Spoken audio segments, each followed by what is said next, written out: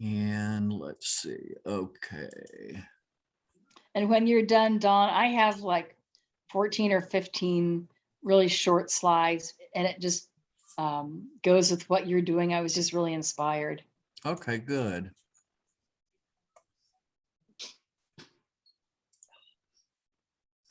Okay. Everybody knows what that is.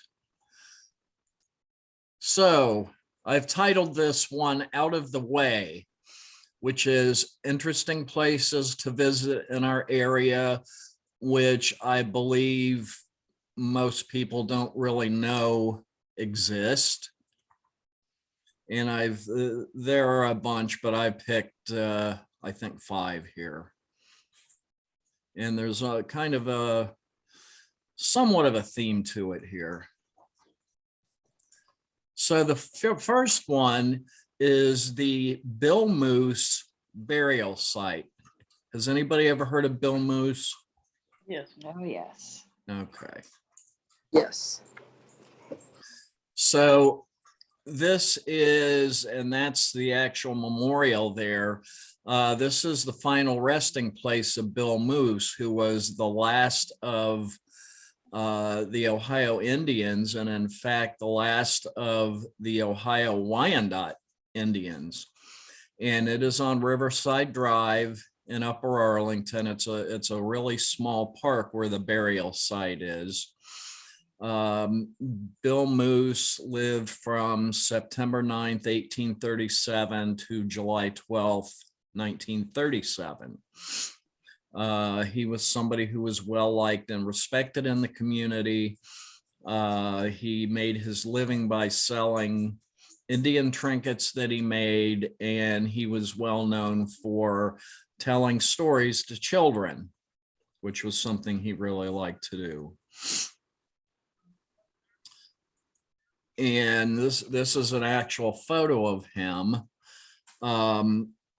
Bill's family refused to leave Ohio during the 1843 removal of the Wyandot Indians from Ohio to Kansas. And that was something that I believe it was Andrew Jackson was the president at the time, had pushed for and decreed. So his family, for whatever reason, they relocated from Upper Sandusky to an area in the present day High Banks Metro Park.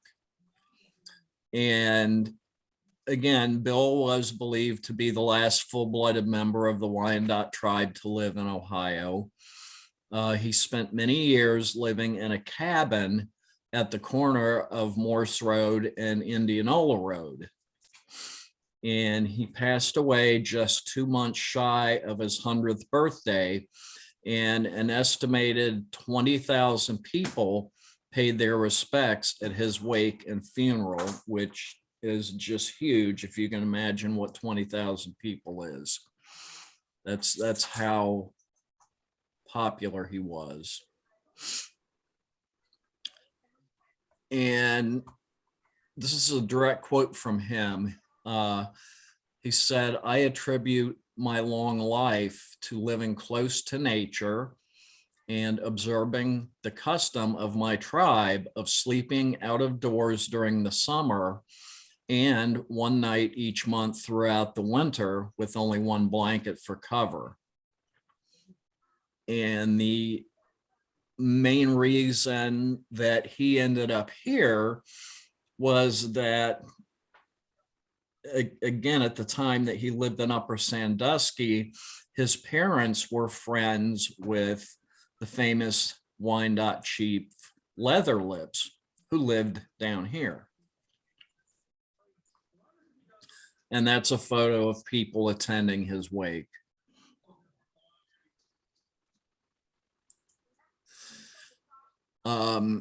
Several years prior to his death, the Columbus City Council donated the small park grounds where his memorial is to be his final resting place, and they referred to the site as Wyandot Hill.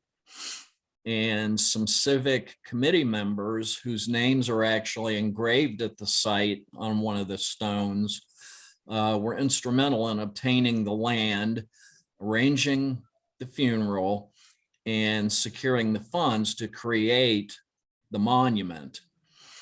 And the area was actually annexed by Upper Arlington in 1972.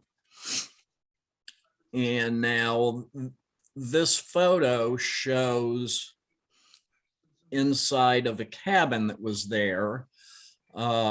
This is actually his casket sitting on top of a log structure, and it's open casket. And as you can see, very interesting, the casket not lined with a velvet, but lined with Indian blanket. And the outside of it has Wyandotte inscriptions on it. So very, very unusual, very interesting casket. And in fact, you can see a couple people just right outside the doorway there that are wearing full Indian dress and headdresses. Now, the next one, unless anybody has any questions on that. Okay, the next one is the Leather Lips Memorial, which is probably a little more well-known to people.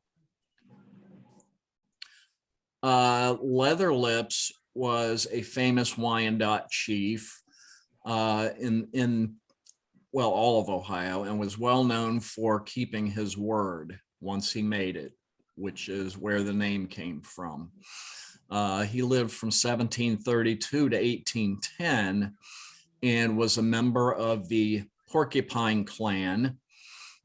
He was a relative of Chief Tarhee and the noted warriors Roundhead, Splitlog, and Batiste, very famous Wyandotte warriors in Ohio. Now, this site is also on Riverside Drive, but it's farther north from the Bill Moose site. It's actually within Dublin. It is a 12-foot high structure made of local limestone. Our limestone grows in the layers, and that's the way all this stone was cut. And it is actually hollow inside. There are steps leading up to the top of the forehead, so you can stand up there and look out over. It's located in a park beside the Scioto, which was the site of his tribe's village. The location is believed, and I think historically rightfully so, believed to be where he was murdered. And that was at the hands of an assassin of Roundheads. He was murdered by tomahawk because he refused, true to his word, to break the Treaty of Greenville, which he had signed. And they wanted him to break it by waging war on local white settlers. They wanted to scare them off and push them out, but he would not break the treaty. Leather Lips was very friendly with the whites, which is part of the reason he signed that treaty. And he didn't think it was such a bad thing that they were coming there. But he was not popular in that decision. He was actually told that the assassins were coming, that they had been sent by Roundhead, and he put on his finest clothes, sat and ate and prayed with the people that came, and then he just sat silently there waiting for the final blow to the skull. So he took it all with a great deal of grace. And now here's the really interesting part of this. Oh, Carolyn dropped out. Let me get her back in. Okay, here's the really interesting part about this. When this site was actually being worked on, it was unknown where Leatherlip's actual grave was. But while they were doing the construction on this monument, they unearthed some bones, and it was determined from the bones and from clothing fragments and so on that this was Leatherlip's grave site. He was buried right where he was killed. Well, that grave was moved to a new location.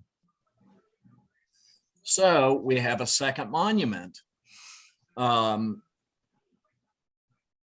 And we'll talk about that in a second. Now, he was called by the Indians Shatayaranya, which means same size as blue, literally in their language. And the only thing I can figure about same size as blue is perhaps that refers to the largeness of the sky. You know, maybe they were saying that his presence was as large as the sky. I'm not sure what else it might mean. And there is a supposed Leatherlip's curse, which the curse is rain on the Memorial Golf Tournament in Muirfield nearby. Seemed like it always happened. It always rained. So in an attempt to thwart it, every year at the start of the tournament, the wives of Jack Nicklaus and Arnold Palmer went to this site, the second memorial, and placed a glass of gin at the memorial. And it still happens today, and that's supposed to ward off rain during the tournament. So that you see there is the second monument. And that is, I think I might have skipped the slide. That is a little further up on Riverside Drive, couple of blocks up. Now, this one, who's ever heard of this? The Shrum Indian Mound. Me. I have. Have you? I've seen. An awful lot of people have not. It's pretty well kept secret. Now, the Shrum Mound is actually a Native American burial mound that is within Campbell Memorial Park, which is actually Columbus. The mound was created around 2,000 years ago by the pre-Columbian Native American Adena culture, which is prehistoric. The site was added actually to the National Register of Historic Places in 1970. And the mound is on McKinley Avenue, which is again inside of Campbell Memorial Park, which is, if you don't know, near Marble Cliff and San Margarita.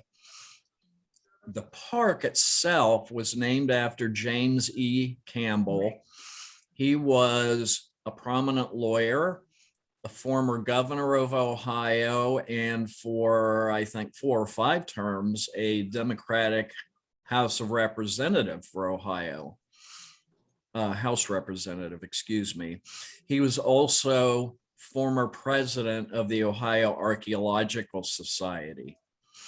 And the name Shrum comes from the family who farmed this land and the land around it when the mound's history was actually discovered. Somebody put 2 and 2 together about Indian mounds being, always built near streams. So the way this came down, the park was named after the late governor by his daughter, Jessie Campbell Coon, and the mound was named after the Shrum family. And Marjorie Shrum of that family, who was a teacher, she actually deeded that section of land that the mound is on for a park to Columbus in 1929. So it sat for a while before the whole park thing actually came together. And it's a small place. It's not a huge mound. If you weren't looking for it, you would very easily miss it as you're driving by.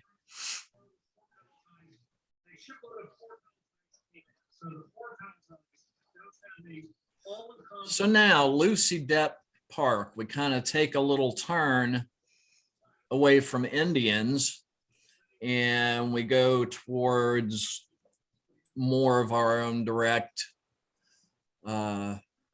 American history. And this is very interesting.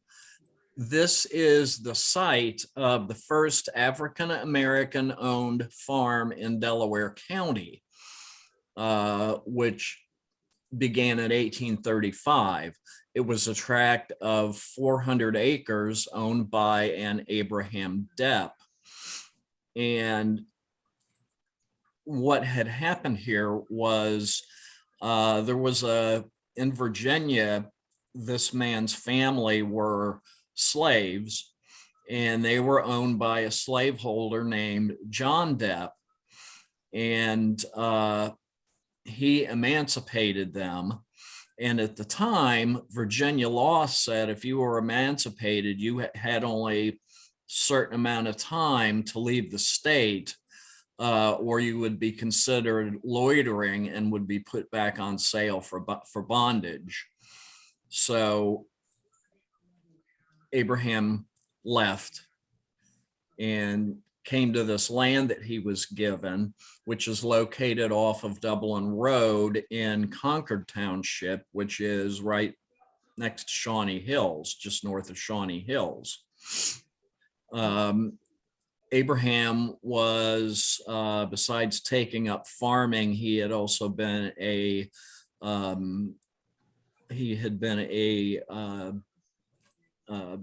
skilled, what's the word I'm looking for here? Blacksmith.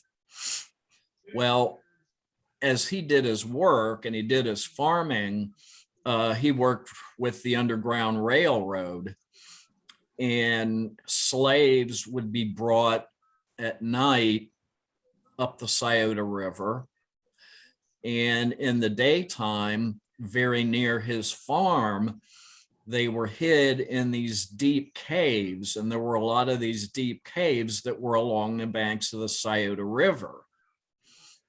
And then at night, again, when he was able to, he would help these people safely escape to Canada, where there was no problems for those people. They did not have to be returned to the United States.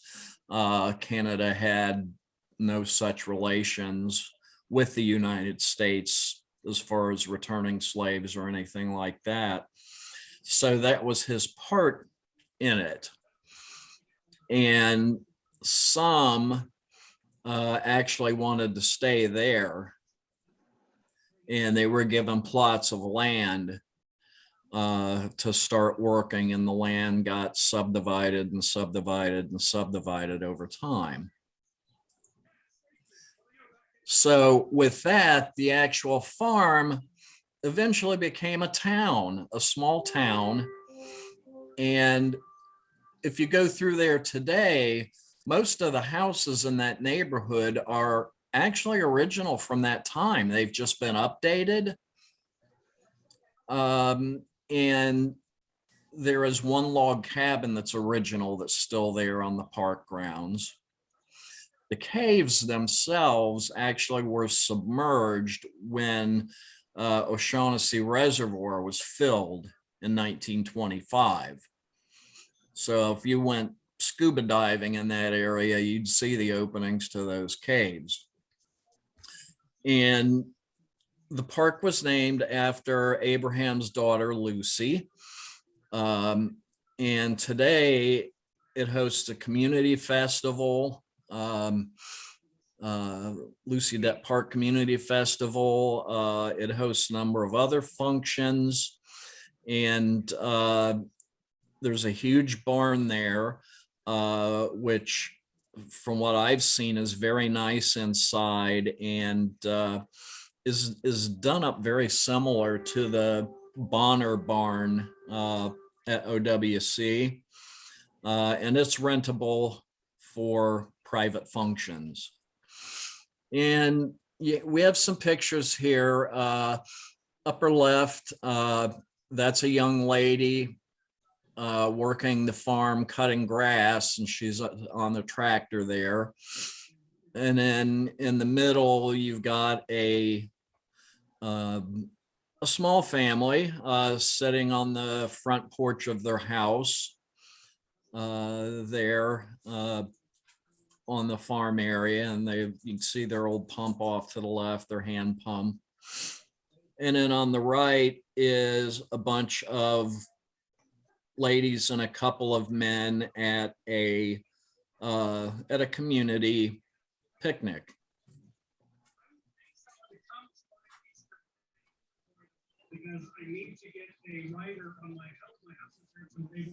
So now the Livingston House. Does anybody know anything about this? The Livingston House in Reynoldsburg. I don't know that one. If you cook or you like Italian food, you should know about this. The Livingston House, the house itself is unique, and we'll talk about that first. It was the home of an Alexander Livingston, who lived from 1821 to 1898. Nathan Orcutt, who was a cabinet maker, built this house for him. And it's got clapboard siding, slate roof, ash floors. The house itself has 21 windows and 4 doors, a central fireplace, 7 bedrooms, 2 kitchens, a pantry, a parlor, a living room, a summer kitchen. It had a milk house and a long work shed for outbuildings. And the foundation was cut from blue freestone, something called blue freestone, from the William Forrester quarry, which was in the area. And the rest of the sawed stone, which was local limestone, formed the summer kitchen and the wash house floor and the basement walls. All of the woodwork on this house was hand carved. None of this was steam machined, steam machined or tractor sawed or anything like that. They had the tractors that had the thing on the side that you could attach a belt to that ran a saw. That wasn't done. This was all hand carved. And the entire house, everything in it, interior, had what was called a furniture finish, which means all your floors and your walls and everything were of furniture surface quality. And Livingston and his family lived here until 1880.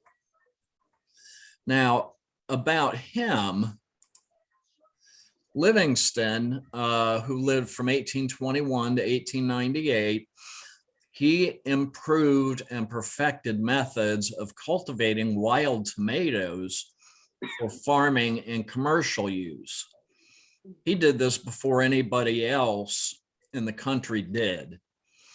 And he was the first person to produce disease-free tomatoes that would grow in all soils, in all climates, and for all taste preferences. There were at least a dozen different varieties that he came up with that came into popular use. And he did all of his research and research growing and so on a 136-acre tract here, which included this house. And his seeds that he produced were considered as best quality available. And that was throughout the country. And this gives you an idea of, you know, when you look at this house, it's actually a pretty big house. And to think that all of this was done by hand is just amazing. All of it hand cut, hand pieced, nothing milled. It's just, it's amazing. The only thing that's modern on this house as it stands right now is the gutter work.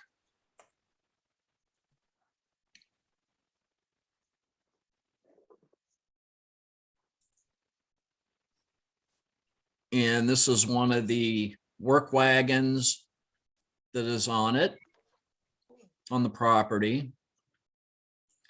This is a really interesting arbor. I took these photos in the winter, so the wildflowers weren't growing. They grow wildflowers there. You've got this nice seated arbor. And then something very interesting up along near the house, you have a pocket prairie garden, which is a small example of what a large native habitat would look like in terms of wildflowers. And the sign tells all about it. So if you went there right now, you'd see all these, well, earlier than right now, you'd see all these beautiful types of flowers, native flowers growing. And that was an interest of his also.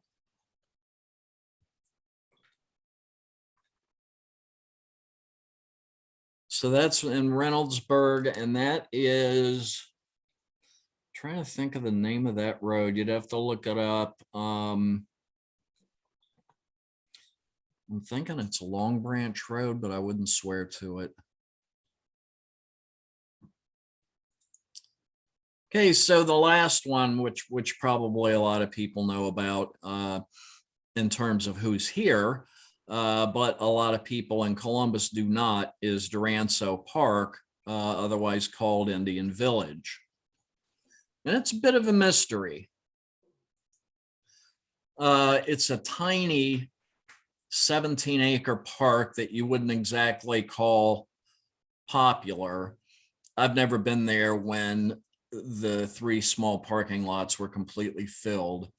It's buried between condo and apartment complexes off of Dublin Road in Columbus, kind of sandwiched in between Hilliard and Dublin, and across the road from Wesley Chapel and Cemetery, which actually is Norwich Township, Hilliard. It has a, although it's known in Columbus, it's little known really in our general area, outstanding outdoors education center for children. They, especially in the summertime, have a lot of summer camps and classes for kids that are all on, you know, nature, related to nature education. And if you go back to the 3rd parking lot, which is where the education center is located, and off to your right, you cross an old stone footbridge. It takes you to a ravine that snakes up, runs alongside the river, and is in between the river and the condos. And it's a really cool ravine. There are caves there you can explore, and it is an excellent place to hunt for Devonian age fossils. You don't even have to do any digging or picking or anything like that. They're just there to be picked up. They're just so easy to find if you know what you're looking for. And the ravine itself actually empties out right near where the orange buoys are for Griggs Dam. And it's an excellent area for birding, especially for migrating waterfowl species and related. That is when it probably gets its most visitors, is during migration time. You'll see a lot of people there during the daytime that are just walking around with cameras. And I know Christy has gotten quite a few different bird species. Very unusual There. ducks in the winter, for sure, the ruddy duck. It Yeah. is actually two parks. Duranso is its own park. The Indian Village is it's a day camp. It's a camp, actually. Right. And they run in the McKnight Outdoor Education Center. So they are administered separately, but they run right together. They kind of go across, but you go down, and sometimes that gate is closed to get to Indian Village and the McKnight Information Center, the Education Center. Right. Yep. Great Now, place. the park's education programs, I've got a typo there, are operated by Columbus Parks and Recreation. And, the summer day camp programs they put on are broken up, but available to grades K through 8. They go all the way up to grade 8, which is really cool. And there is no information to be found anywhere online about the history of the park, like from who or where the name Duranso was taken. I couldn't find anything on it. And my guess, okay, I'm not an expert historically, but my guess is that, the moniker Indian Village that a lot of people call this likely comes from the fact that there was a large Wyandotte village many years ago that stood on a bluff on the west side of the river there against the park, where the actual Griggs Dam control locks are, and also a part of Wesley Chapel and the cemetery where those things now stand, because that's kind of a high bluff there that overlooks the east side. And there was an actual large Wyandotte village there. So that may very well be where that came from. I have a little bit of insight just because my Girl Scout troop used it and did programming there. And they used to have, this used to be an actual camp, and they had teepees set up all along the river there. And it was an actual Indian village, mock village that they set up. And then there is a Native American medicine garden there, and they would do ceremonial fires, and they would teach rope making from stripping bark from the trees, and lashing, and the old Native American crafts. And it's old, it's been there because, I grew up in the area, and so did you, but they had those teepees up, and you could, even my Girl Scout troop could rent them out to spend the night. They slept 10 each. They could spend the night in the teepees. But it was all like a Native American crafts and old style center, and the gardening with the corn and the squash and stuff. And that's what it used to be, was an homage. Yeah. That's interesting. And that's probably why they picked that site for that. Yeah. And Indian guides used to use that. The YMCA, the Y Indian guides used it also. Oh, very cool. Well, goes thank back you. a long, long way. Thank you for that. Yeah, no problem. And now there's a whole lot of other places, of course. This is just the ones I picked, but does anybody have any questions on any of that? I can add a little bit. Roundhead was actually Leatherlips's brother. Right. And yeah, and he was in league with Tecumseh and the Prophet. Yes. Yeah, Yes. and because I went to the show and all that. And those are the ones, and his brother was head of the council that ordered the execution because of his seeming too favorable to the settlers. Right. And he ordered it, and they sent 6 men to come and kill him in Right. Dublin. Right. And like several people in Columbus and leaders tried to argue to get him not to, and they, Yeah, white people. and Yeah, a he's- bunch of white people did. Yes. yeah, not to and all that because he was helpful and he'd sold off some land and all that. So Yeah, there were, and I can't remember the names, but there were even a couple of white settler citizens that offered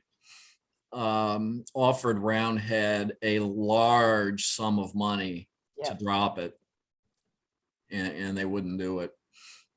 Yep. Roundhead, and I've studied this a lot because Roundhead was actually leading the Native American forces in the Battle of Fallen Timbers. And Yeah. that was the one where Yeah. and Elizabeth will laugh because we do genealogy together a lot. I am related to Matt Anthony Wayne, who was on the other side of the leader who did that crazy charge in Battle of Fallen Timbers. And that's why I know a little bit about it. So. And from what I have read, Roundhead was pretty much a hothead. Yep. He had a very, very bad temper that was very slow to cool. Yep. Okay, well, if nobody has any questions, I'm going to stop sharing then, and I'm going to turn this over to Christy. I appreciate it. Because I'll tell you a lots of couple things, things. and So, you should be set up to go. you Okay. mentioned about the tomatoes in Reynoldsburg. Yeah. I think they have a tomato festival every year. Do I've they? never- Yes, Yeah, If they do, I'm sure that has something to do with it. Yeah, I've never been there, but once you said that, I'm like, oh yeah, they have a tomato festival. And the other thing about the Lucy Depp park, right across the road from the park, every year at Christmas time, the neighborhood puts on this fabulous light show. Oh, it's wonderful. Yes, they do. Yes, you're Oh right. my gosh, it Yeah. is so cool. And it's free. You just- And it's it's free. You wonderful, drive yes. through, Yep. and it's amazing that just a neighborhood, has done that. I think it's cool. Oh yeah. Years, and it's coordinated with a low power FM station, so they have music, and they Right. ask for donations for, I think it's Mid Ohio Food Bank. They have a little thing you can scan to donate to different charities too. It's wonderful. Yeah, I think it was something about pets maybe last year. Pets last year, that's it. Wow. Yeah. Pets About Partners maybe or something. Yeah. Something, one of those. Yeah, it was very cool. Very cool. All right, let me collapse myself here, guys. So Don, that was a great presentation. And we have Thank so you. many mounds here. Originally Mound Street downtown, there was a large mound in the center of town, which was flattened for the roadway. Yep. Off of Olentangy River Road at 315 right there. There's a drive, you can go back, it's the first left Pleasanton Drive. And there's a mound there. I had an aunt that lived right on that, or a cousin lived right on that ravine growing up. And they had horses on the corner before 315 went in, Warner's. And we used to ride back in there. We'd ride up and down the mound with the horses. And back in the day when that was out in the country, but there are so many around town, and ones that are not even reported. Plus we have the mounds at High Banks. One was restored, one is natural. Earthworks there that I've talked about before. And the reason why was this was a prime location. The culture is the Adena culture, particularly located along rivers. And so I just wanted to do a little bit more research and combine some things that I knew, because this is just wonderful. And I love going to Ohio Historical Society and looking up at these places. So I did a little brief presentation on the Adena and the Hopewells, which later became the Fort Ancient culture also. And there's a great Sun Right. City statement about that. So there's kind of a map showing in red with the mounds are Fort Ancient areas, the blue are the Hopewell, and the green are the Adenas. This is just mostly the Ohio trajectory of those. There are some sites, there's one in West Virginia, some in northern and northwestern Kentucky. Indiana has a number of sites also. but I just wanted to kind of show you the map. Ohio actually is the place, and I'll talk about this in a minute, where the Hopewell and Adena cultures overlapped actually, which is quite interesting in timeline wise. And there was a little bit of an overlap, and a lady where the mounds are in Indiana from this little town, a Park Service lady actually did a YouTube video. I'll give that to Dawn to put on the website. Very interesting video. And she said it's like when the kids, the prisons first started sagging the pants, like wearing your pants really low. And then it kind of spread to outside population as people got released. Then it went to the high schools and it kind of spread. Well, like these people spread their traditions around.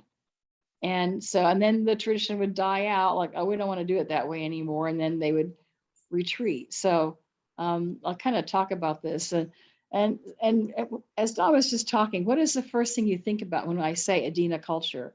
Like, what is Adena always tied to? It's the mounds. And that's what you think of right away, especially being here in Ohio. A couple of things I had to clear up on this was the Adena people were not a tribe. This was not the tribe of Adena, like the tribe of Shawnee or Mohicans or whatever. The historians call it a cultural impression, not a tribe, but it's what they use for these groups of pre-European civilization people and prehistory people, that they had similar religious beliefs and similar activities, similar characteristics. So again, not a tribe, a cultural impression. And what they left behind, a lot of people will call it art, and that's kind of a really bad term because it's not really art. With prehistoric cultures, all they left behind were things that they used, that they needed to use. And we perceive that as art because we have a lack of any other way to categorize it, because the designs were beautiful, but they were made that way because they were functional. And we'll see examples of that in just a second here. So art really is a modern term. In prehistory, it wasn't made to be art. Like the cave paintings and things like that, they surmise are, directions, information, and sometimes, it can be considered art too. But even if they were utilitarian and maps and things, they still are very beautiful. The Adena culture, they were not farmers. That's an important thing to note. This is before. These were hunter-gatherers, not farmers. They were nomadic, which you might not realize because of the mound groups that we have found here in the village areas that we have found.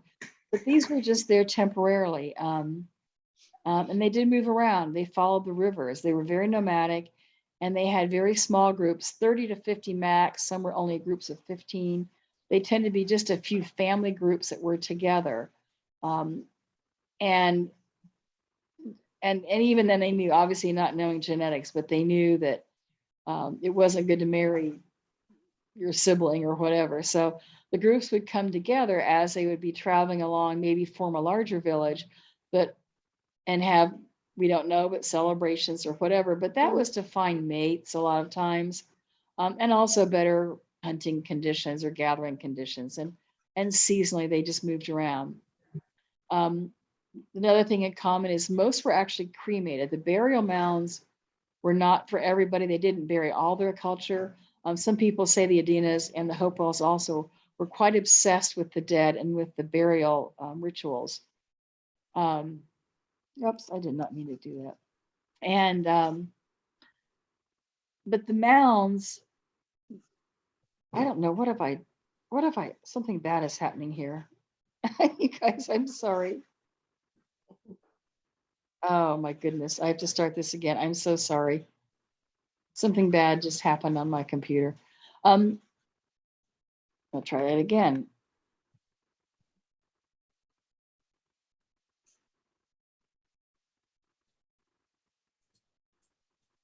Okay, and with the burials, most of them were cremated, but those that were buried, they didn't really have a political structure as in a chief or such like that. And so they thought maybe it were important hunters, important people, elders, somebody respected. They've also found in the mounds, sometimes just parts of people were buried. So they were dismembered in some way for some reason we don't know. but mostly it was cremation. The smaller conical mounds are usually just one body that would be in there.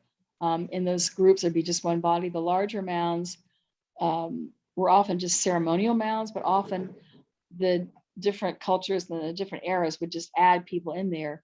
They would have them covered with first stones and then dirt and then sometimes sticks, and then they would start piling up the dirt around it, the conical structures. Later in the period, they would build a log structure around the body first, and then put the stones and the dirt on top of it to build the cone. And the other thing about this, as I was saying, they didn't have any kind of central command structure or large armies. These weren't like, you know, you hear about Shawnee raids or Cherokee raids and things like that. They didn't do that. They were very small groups. As nomads, they would sometimes return to the same sites for burial, but it would also be different generations too. So the time frame, pre-Columbian, pre-contact time, 500 BCE to 100 CE, not exact because there were overlaps, especially in Ohio. And it's kind of a mystery what happened to the Adena, whether they were absorbed and genetically, we don't have any way to really show. And I couldn't find much about DNA testing and all that, but as nomads, we don't know what happened. Bigger groups came in. They surmised that it was because of more agricultural groups were coming in, natives were coming in. Something else that I was kind of surprised about is I always thought Thomas Worthington's home when he was governor in Chillicothe was named for the Adena Indians. It's the other way around. Adena is a Hebrew word, and it means beautiful or graceful. And at Thomas Worthington's estate in Chillicothe, obviously named Adena, which I told you guys before is a fantastic place to visit if you haven't visited. There were several mounds on his property, one of which was very large and took notice and knew it was an ancient native culture that did it. And so that's what they called, because of all the mounds in the area, that is what they called the people, the Adena people. So it's more of an archaeological term. And again, it's just lumping these people, these ancient people together because of cultural similarities. Okay. So the characteristics that we have are they were mound builders. And bear in mind, they didn't have wheels then. They didn't have horses that they've bred. To build these mounds, they carried baskets of dirt and dragged dirt there in large quantities. Pretty incredible architectural achievement. I already talked about this, the single burial rock placed over the body, dirt for the smaller conical mounds, which tended to be the burial mounds. Larger mounds were more ceremonial, but sometimes there are multiple burials they have found in the larger mounds.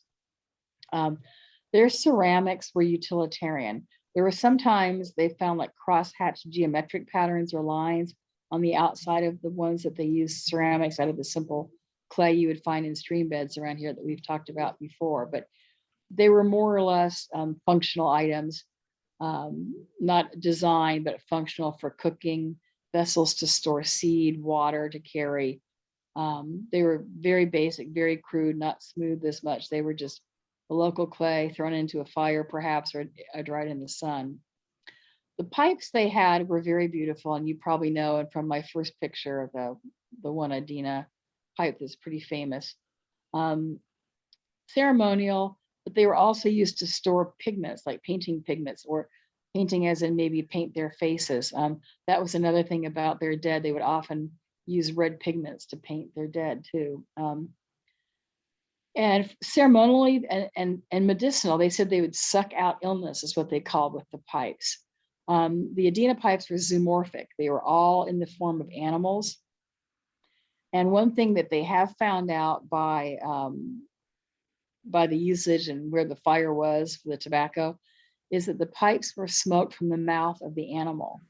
And this lady's YouTube I listened to that was so interesting was saying that they call it the breath of the creator. So smoking of the pipe had religious significance about drawing strength from the animal of the effigy of the pipe, the zoomorphic pipe. They did use tobacco. There was tobacco. Tobacco was originally a Central American plant. And as they found out in this country too, It's hard to grow. There are pretty severe insect infestations. It's hard to get going. They're huge leaves. And what they were surmising were the early shamans passed on the knowledge of how to grow tobacco and keep it alive, certainly in this part, and the parts where the Adena were, because it was considered very sacred.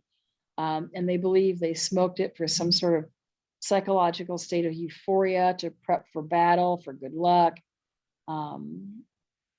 connect with the gods, of the worship. They've talked about that. These are just some examples of some Adena artifacts that have been found.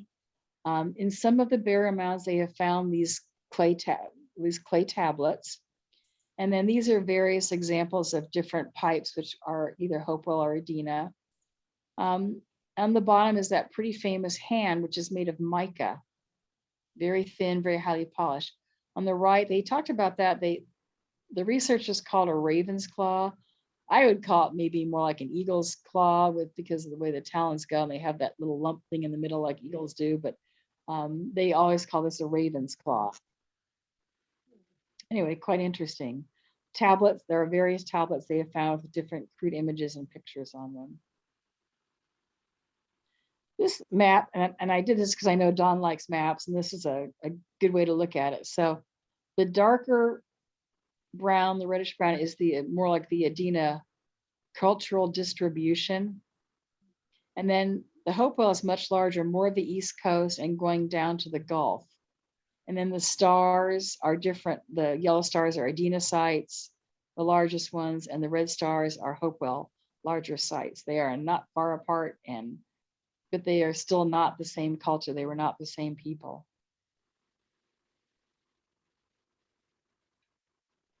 Okay. So who were the Hopewell people?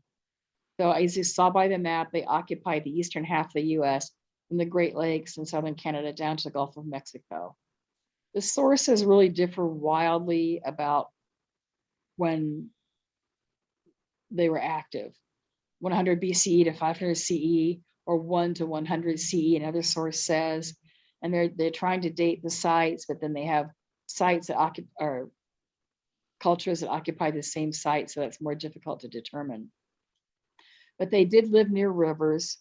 The Hopewell lived in small groups of 1 to 3 families. These were all temporary sites, but again, they may return to the same place year after year, or somebody else would take over the same site from the same culture. The highest concentration of the Hopewell were in the Scioto River Valley, in the line from Columbus down to Portsmouth on the Ohio River. Going basically the Scioto River Valley, and also the Paint Creek Valley in Chillicothe area. So near Adena, Thomas Worthington's home, there is some land owned by a guy named Mordecai Cloud Hopewell. And now 300 acres of that land is owned by the National Park Service. Just the way the Adena Indians got their name because of the large mound on Adena, the property of Thomas Worthington, the Hopewell got their name from Mordecai Cloud Hopewell.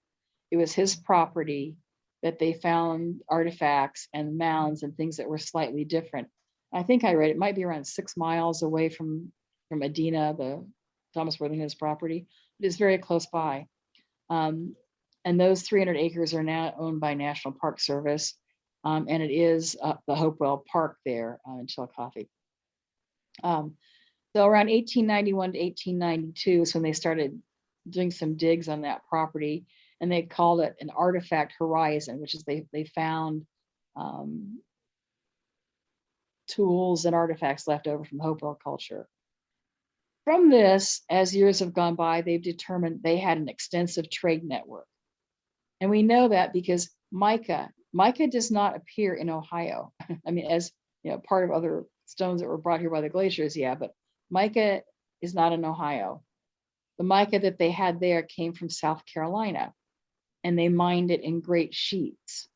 And I'll talk about that again in a second. Obsidian, what tools they had, lots of artifacts of stones and things that they did not get from Ohio. They know by where these things were from. that they had this big trade route.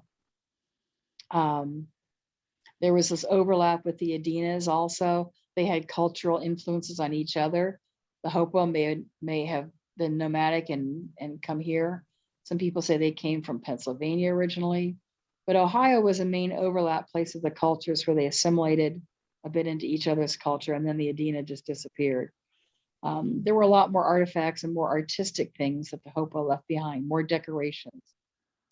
So they call the Hopewell an archaeological definition also of a type of people with much in common. They actually have identified 8 to 9 different cultural types in the larger sphere of the Hopewell. And they had this incredible expertise. Anybody who called them savages and need to be eradicated, they don't understand their art, their astronomy, because these mounds line up, and they still do. The mathematics involved, the engineering involved. And these groups would share knowledge and also adopt knowledge from other groups. They also had in common religious beliefs and what they celebrated, how they treated the dead, how they lived. They were hunter-gatherers, but the Hopewells also became farmers. They cultivated plants. They cultivated, and we know this by seeds found inside of these tubes and on the sites. They cultivated squash, sunflowers, marsh elder, which I'm not familiar with, but probably medicinal, knotweed. When I did my show on medicinal uses of plants, knotweed was on there. But corn came in just as the Hopewell civilization was fading out. And they've also thought that corn might be one of the reasons why they did fade out. And then one of the other things, which that should not have been that bullet there, but celestial forces. The sky was their roadmap. They were nomadic, and their earthworks aligned with the stars. And it's still true today. And there are, last night, several things happened that align in some of our mound groups, and at the different equinoxes, light shines in different places. So quite interesting. The other thing that is still just being discovered and learned about is what's called the Great Hopewell Road. And there is a road, a straight road that connects the sites, an ancient road in Newark and Chillicothe, the different mound groups there of the large areas. In 1862, and this was right from Wikipedia on this, if you want to look up the Great Hopewell Road, brothers Charles and James Salisbury surveyed the first 6 miles of this road. And that was coming out of Newark, as I remember. And they noted it was marked by parallel earthen banks, almost 200 feet apart. So this road was 200 feet wide, delineated by parallel earth banks that were made there by these cultures. And it led from the Newark earthworks.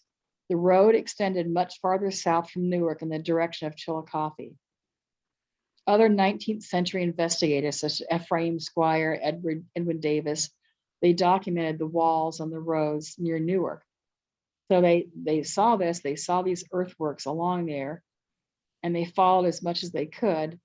And the 2.5 mile section coming out of the Newark Octagon, going south along there, is called the Van Voris Walls. In the 1930s, they brought a plane up to survey the area. And again, before so much of the development right now, they could see traces of the road. They extended this out for 12 miles that they followed it by air that was very clear, again, going toward Chillicothe. And Wikipedia just said, additional exam of the area was done using LIDAR, which is a light detection and ranging. And it's confirmed that this was a road along there. And LIDAR is going to be a great way to obtain more evidence. And that's being used in Europe a lot too, using LIDAR because of the roads around Stonehenge, Avebury, and all the different henges and wood henges in England. They've been doing the same thing to try to find out evidence of the disturbance of the land. So the technology on the LIDAR was showing that the road was lower than the surrounding land. So it was sunk down in between the walls. But the walls have eroded, they've been plowed over time, but they can find with the LIDAR the lay of the land, they can trace this route. This is still being looked at, and we don't know that much, but it's still something that needs to be looked at more to understand this, because that's incredible. That, 200 feet wide road going from Newark to Chillicothe, pretty incredible.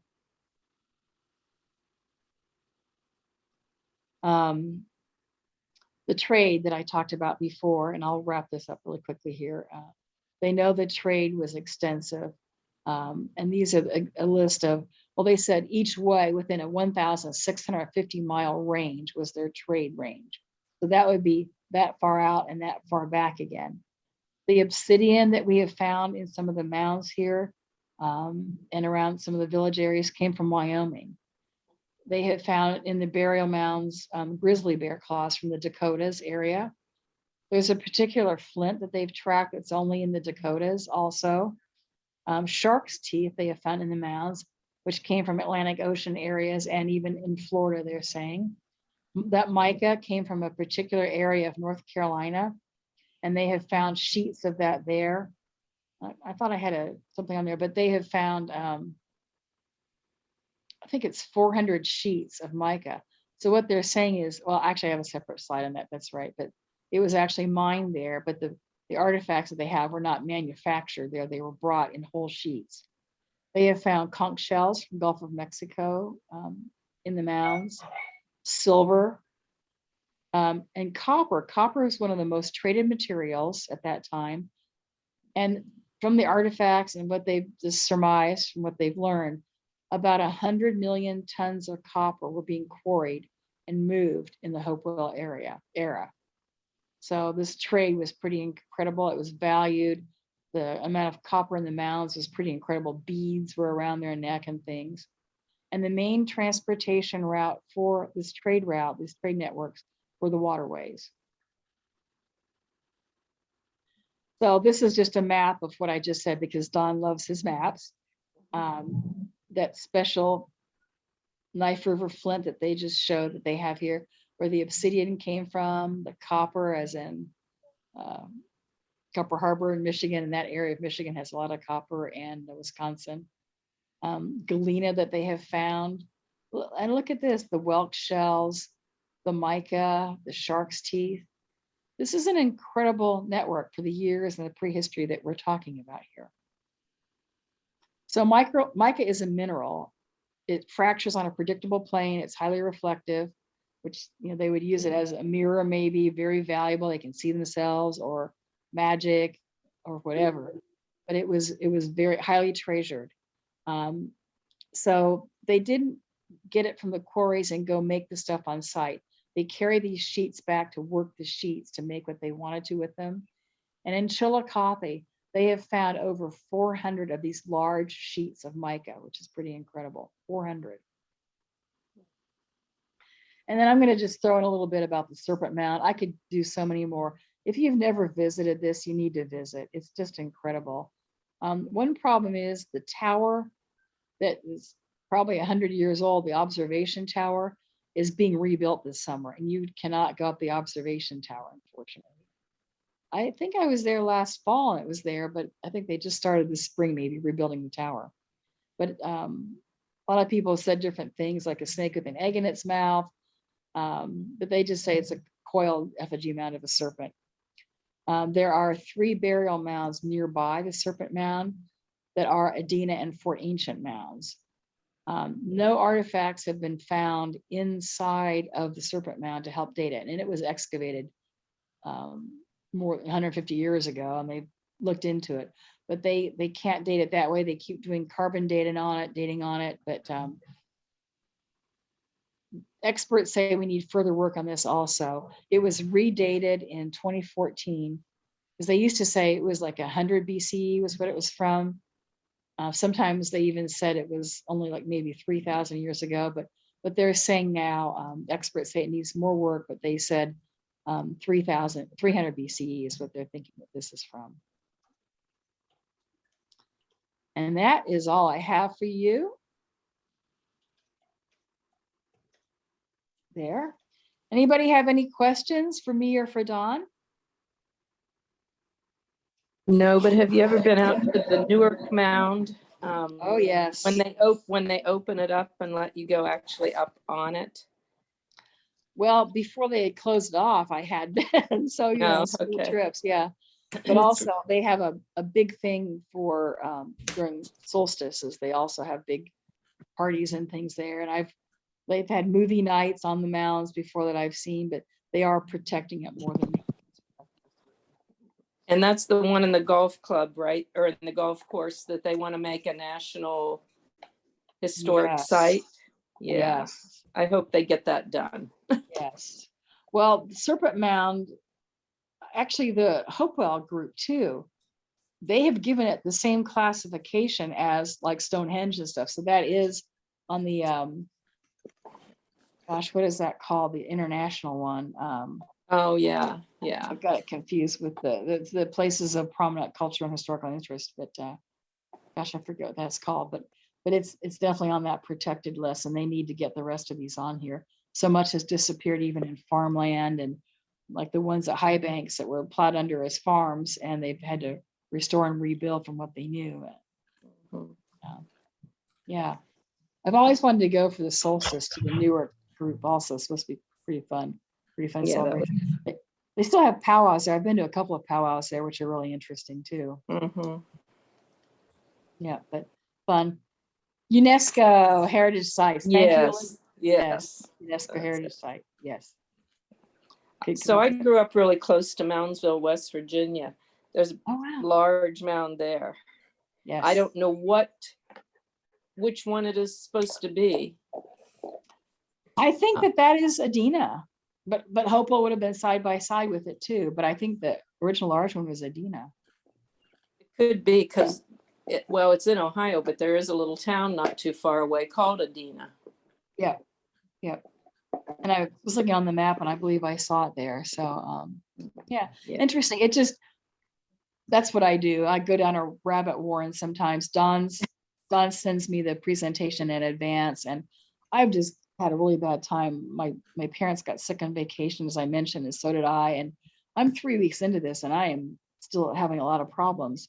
And I said to Don, I really can't do a lot on the presentations, but I was just a little inspired and The mounds found when I was a child growing up. Every year at Christmas, was a large state penitentiary in Moundsville also, and they would take the prisoners. The prisoners would decorate the mound at Christmas time. They'd put lights all down it and put Santa Claus on top. That's a real clash of cultures right there. It is, but we really enjoyed it. We looked forward to it. And you say it now, and it sounds a little wacky. It does now that I say it out loud. It's like, yeah, that was kind of strange. Yeah. But yeah, that the whole thing. The Shrum Mound off of McKinley Avenue. I go there a lot because there are some neotropical cormorants that nested like for the first time, which should not be here in Franklin County, but they nested on like a little island. And if you get to the top of the mound, you can kind of view it. But in the birding groups, they said that's really disrespectful for us to do that, to climb the mound. And they kind of ask that we don't do that. And also we make sure we pick up around us. And so I go a little bit further up McKinley, and there's like a gate access that you can see the little island a little bit better anyway. But I kind of like that the bird groups mentioned that they felt that was disrespectful for us to use that as a birding platform. So we've respected it and keep it clean. So yeah. That used to be I told this to Don before. Shrum Mound used to be a Saturday night party hotspot for the wild kids. Grandview, Hilliard, and Upper Arlington, that you'd get out, somebody had a car and you would go driving. So it's a lot of fun just to go out and meet people, and somebody would bring a guitar or whatever. So it's a lot of fun.